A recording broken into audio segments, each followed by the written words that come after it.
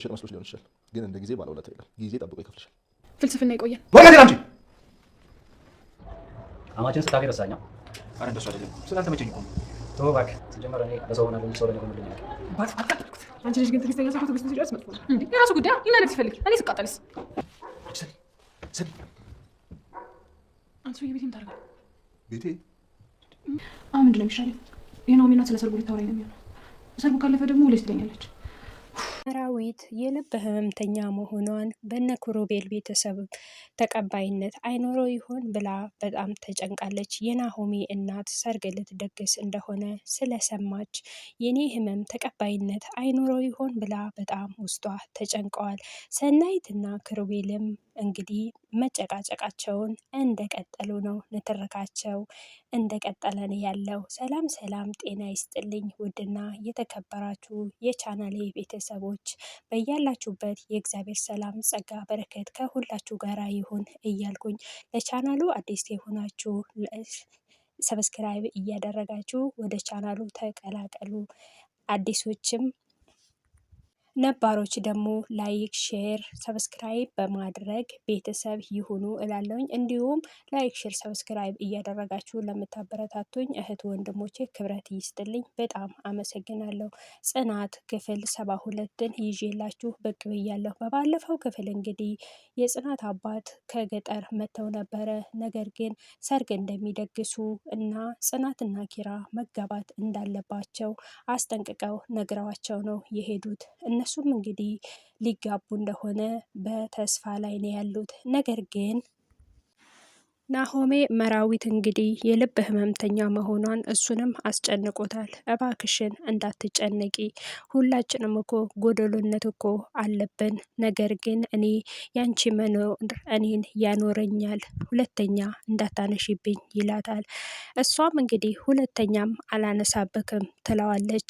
ሰናይትም የክብሮን ዶክሜንት ደብቃበታለች። ነገር ግን እቤት አጽዳ ብላ ቤት እያጸዳችው ነው። አጽድቶም ሲጨርስ ጨርሻለሁ ብሎ ሲላት አይ 40 ደቂቃ ለምኝኝ ይላታል።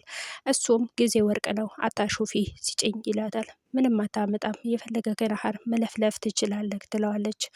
እሱም እንግዲህ ትዕግስቱ ሲያልቅ በጣም ነበረ የጮኸባት። እሷም በድንጋጤ ተነስታ ሮጣ ሄዳ አመጣችበት።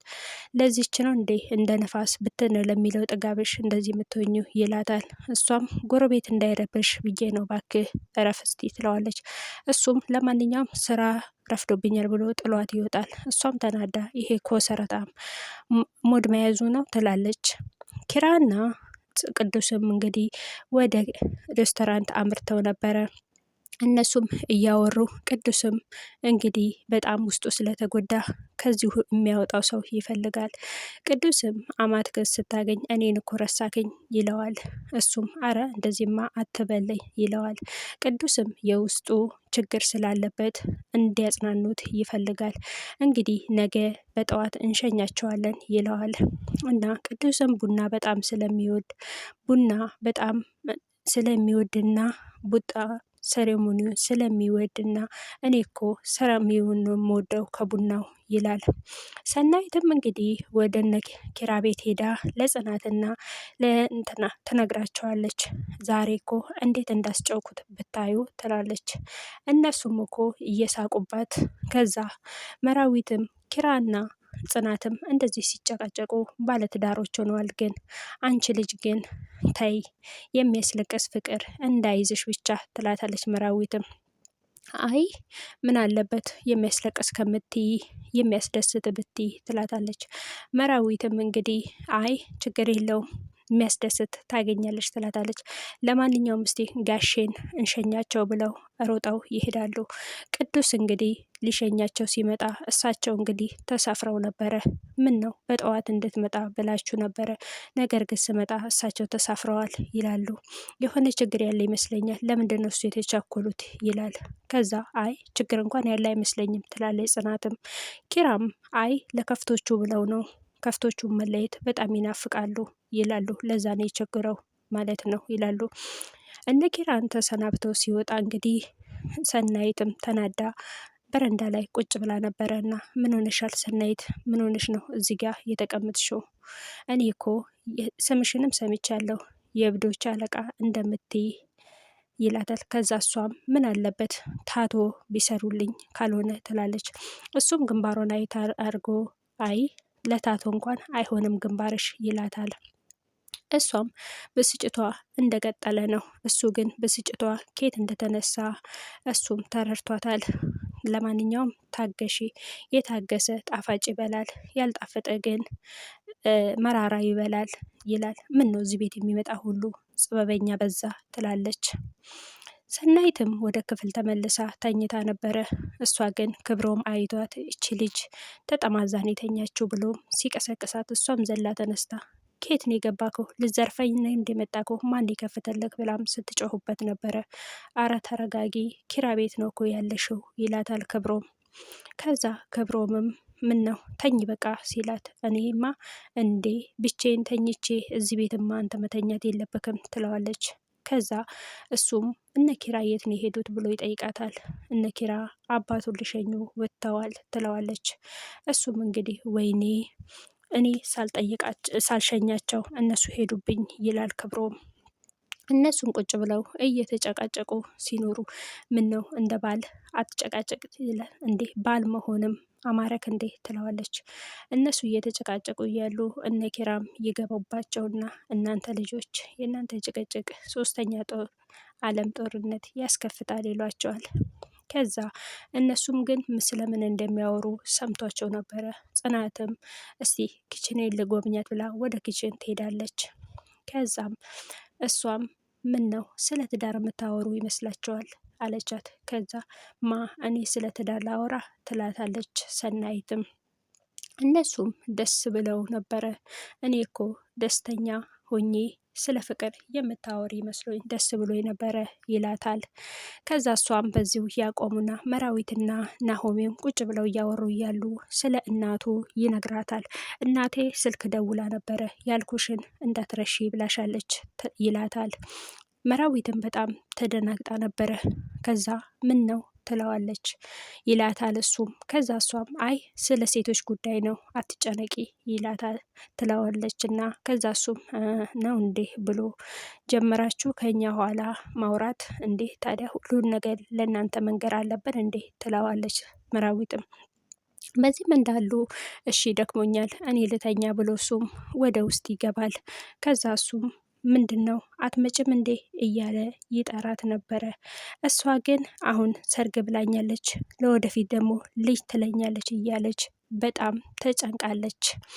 ከዛ እሷም ብላ ዘላም ተነስታ ትሄዳለች። ጽናትና ኪራ እንግዲህ ለመጋባትም ቤተሰቦቿ ፍቃደኛ ቢሆኑም ጽናትም የሆነ ነገር በጣም አሳስቧታል። እኔ እኮ በተወለድኩበት